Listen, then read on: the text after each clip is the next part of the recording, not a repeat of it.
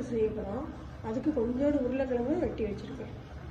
குழந்தைகளுக்கெல்லாம் செரிக்காது, அதை தான் விரும்புகிறாங்க. அதனால் கொஞ்சம் சோம்பு கொஞ்சம் ஜீரகம் போட்டிருக்கேன். பூண்டும் கொத்தமல்லாம்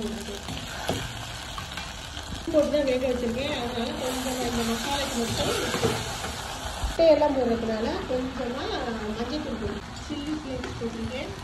ஏன்னா நான் இந்த பொடியெல்லாம் போட மாட்டேன். அவங்க அதில் மட்டும் சேர்த்துருக்காங்க. பிள்ளைகள் செரிக்காது. காய்கறியும் பாலும் தக்காளி போட்டிருக்கேன். முட்டை சேர்த்துருக்கேன். நல்லா வதக்கணும். தண்ணி ஊற்றி வேக வச்சுருக்கேன்.